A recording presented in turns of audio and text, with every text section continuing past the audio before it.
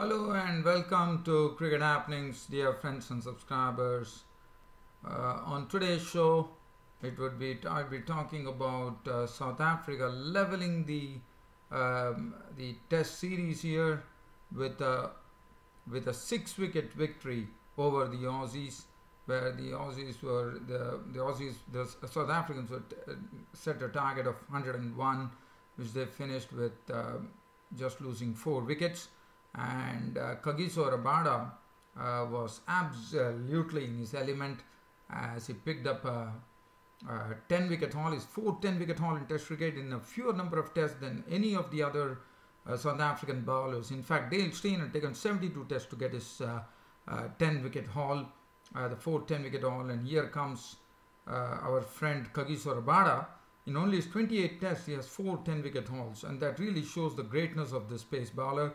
But unfortunately, after getting the man of the match in close competition to A.B. de Villiers, Kagiso Rabada, as expected, has been suspended by the match referee for 2 test matches. So he won't be a part of the South African team for the remaining test matches, and that's I think it's a body blow to South Africa in the remainder of the test series, because I thought he was sort of a bulwark for and especially considering that Dale Steyn was not there, I thought Kagiso Rabada had taken up the load very seriously, and he had really toiled manfully.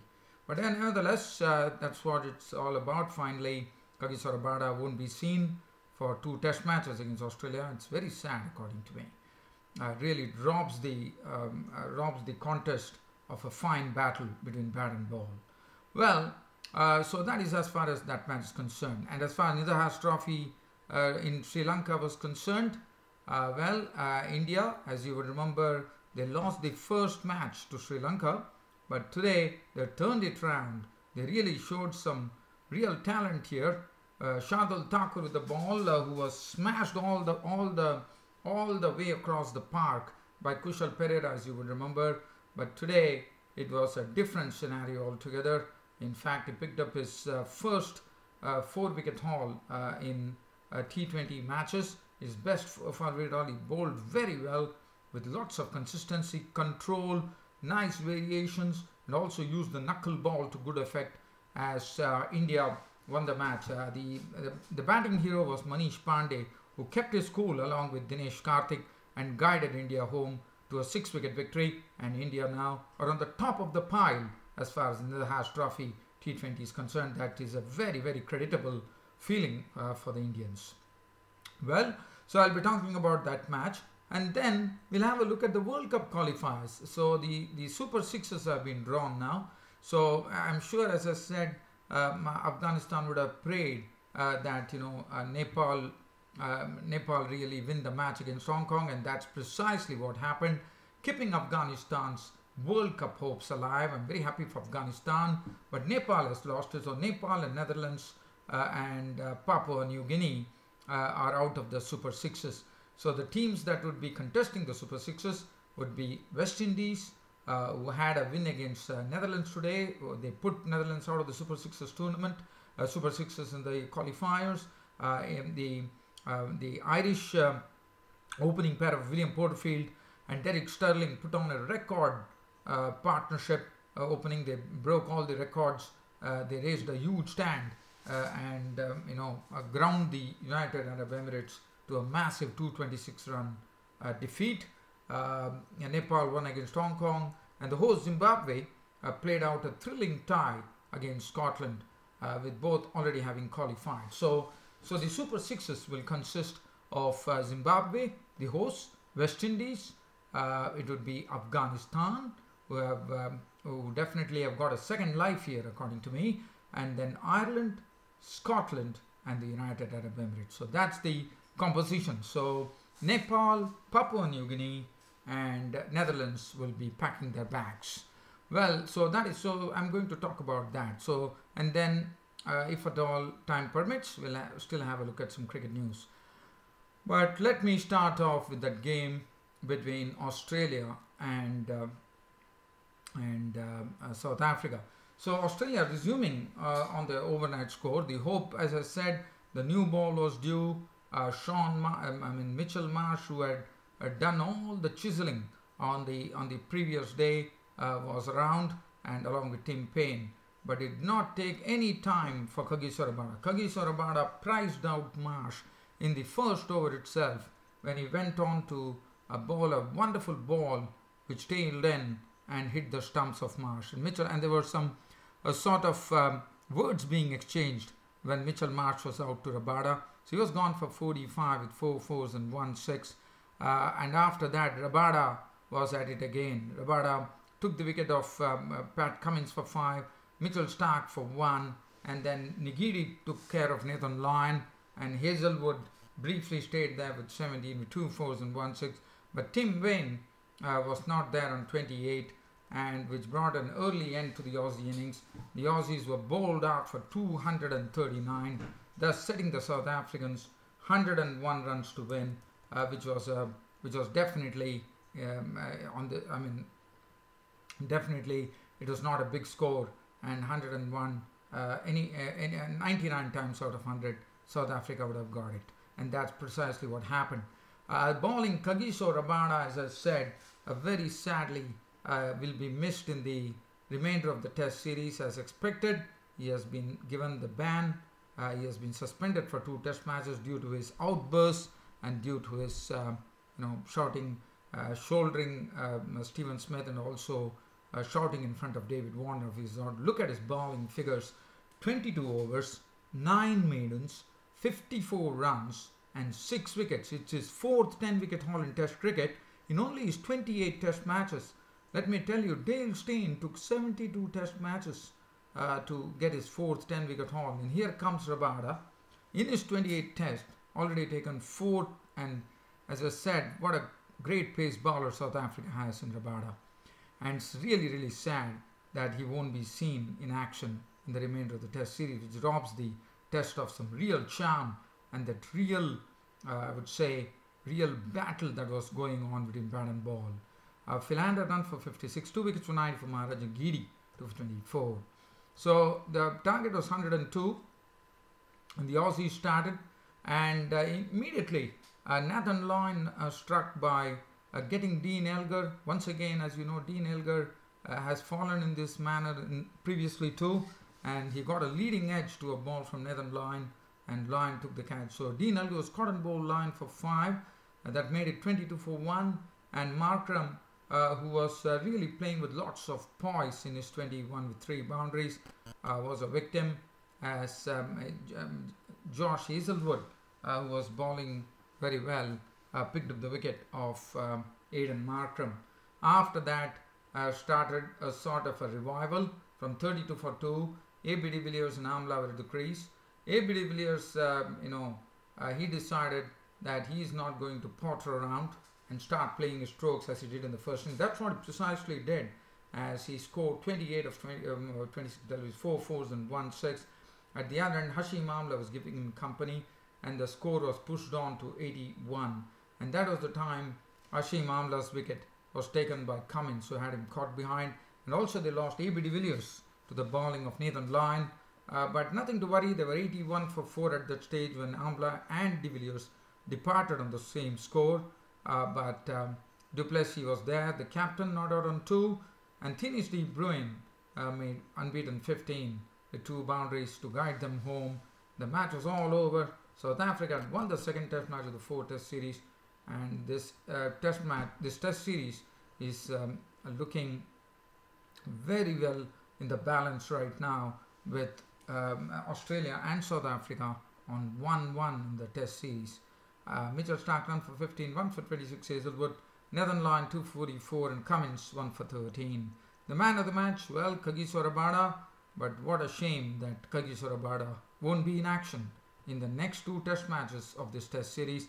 And for South Africa, as I said, it's a body blow for them, because in the absence of Dale Steyn, I thought Kagiso Rabada was the go-to man for South Africa, and now it will be interesting to see whether Dale Steyn can come in the 3rd Test match. And only hopes and prays that Dale Steyn is fully fit and he strides in, but one does not know. One has to wait as to what really takes place.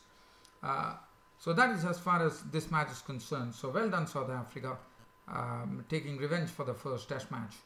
Now let's have a look at the fourth match of the Netherhouse Trophy T20 series, and Sri Lankans were the ones who actually batted first here at Colombo, and Sri Lanka they started off well. They started off as usual with Gunatilaka, who hit a 6 in his 17 of 8 balls, and Kushal Mendis was really pasting the bowlers all across the park with some very nice strokes. He hit 3 sixes and 3 fours in a very quick knock of 55, and at the score of 25, Shardul Thakur was the best bowler today. As you will remember, Shardul Thakur was smashed all over the park by Kushal Perera, but today Shardul Thakur was a different bowler altogether. Stuck to a good line, he had nice control over his bowling, and he brought out his knuckle ball and used it to good effect, as he first picked up the wicket of Gunatilaka for 17 of 8 balls with 1-4. And at the other end it was Washington Sundar.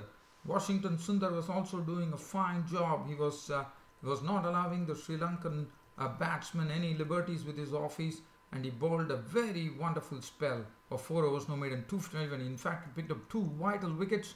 The wicket of Kushal Perera, the danger man, as he clean bowled him for 3, and he also picked up the wicket of Kushal Mendis. I think it was Jivanta Mendis was bowled by Washington. So both identically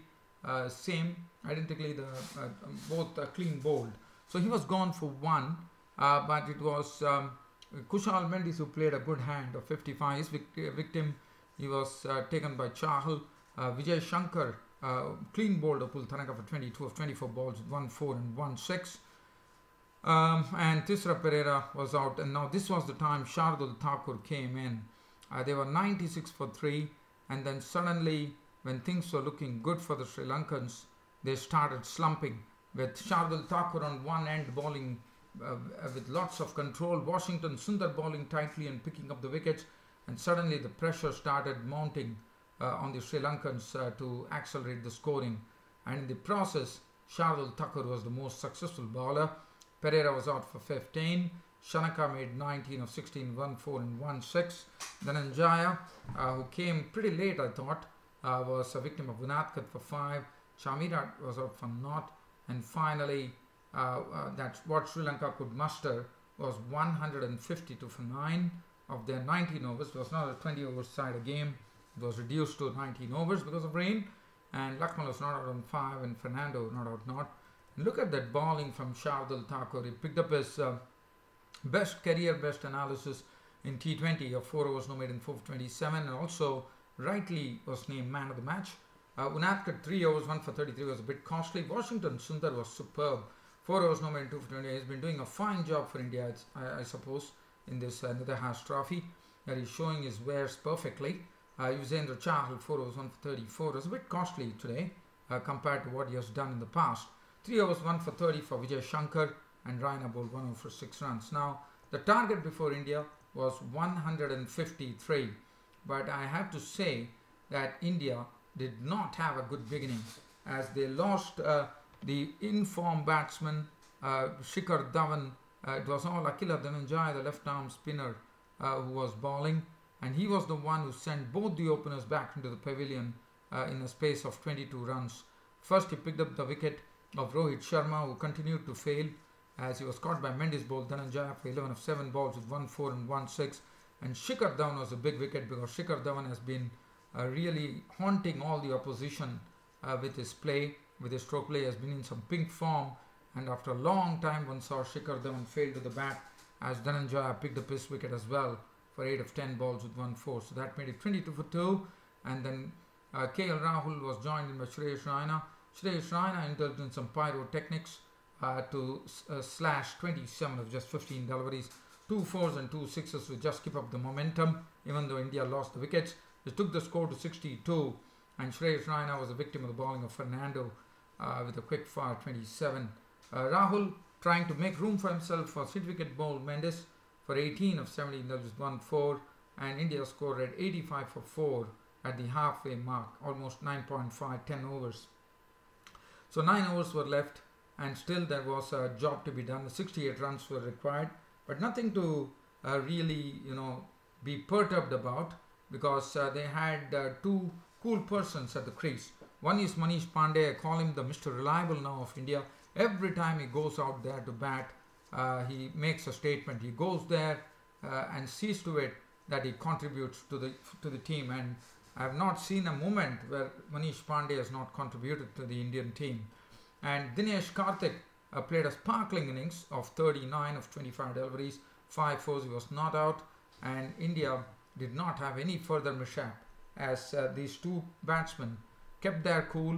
Pandey exhibiting some nice skills there, not out on 42 of 31 deliveries, 3 fours and 1 6, and they combined into a very good partnership.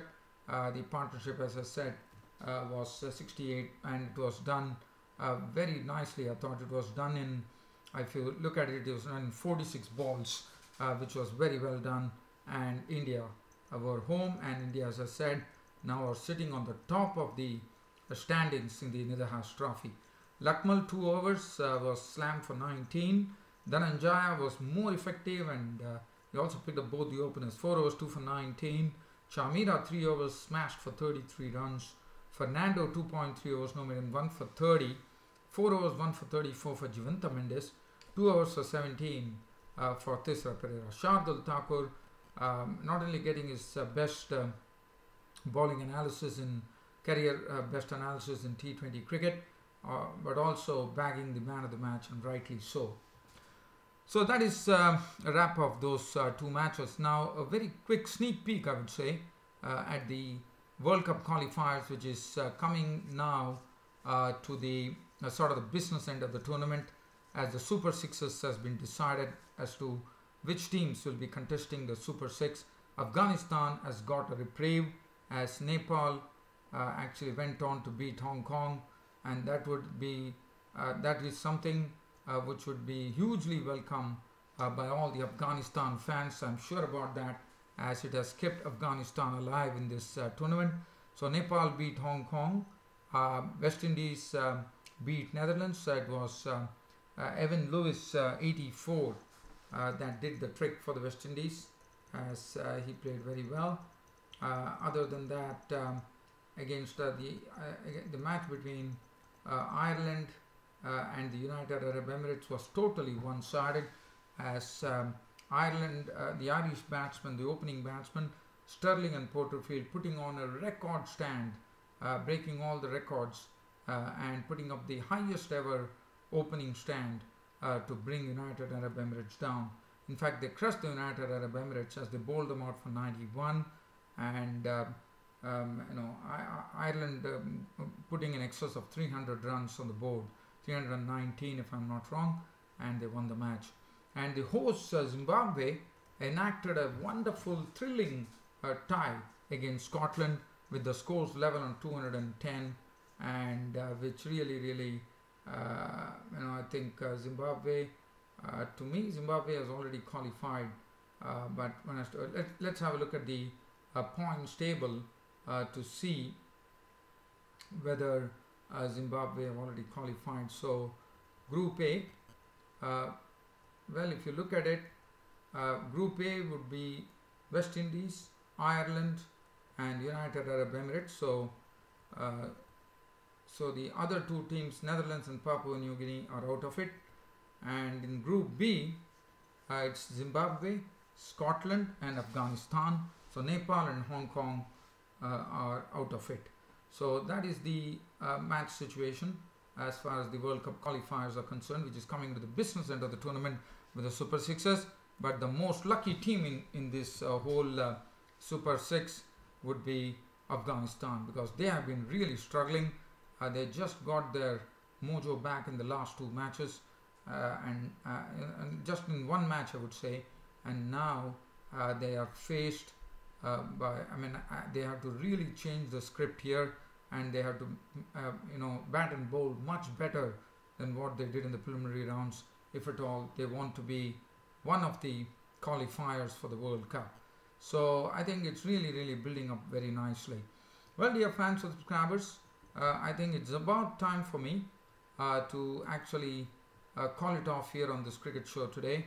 Hope you all loved this cricket broadcast of mine. With more to come on my next cricket broadcast, it's good night from here.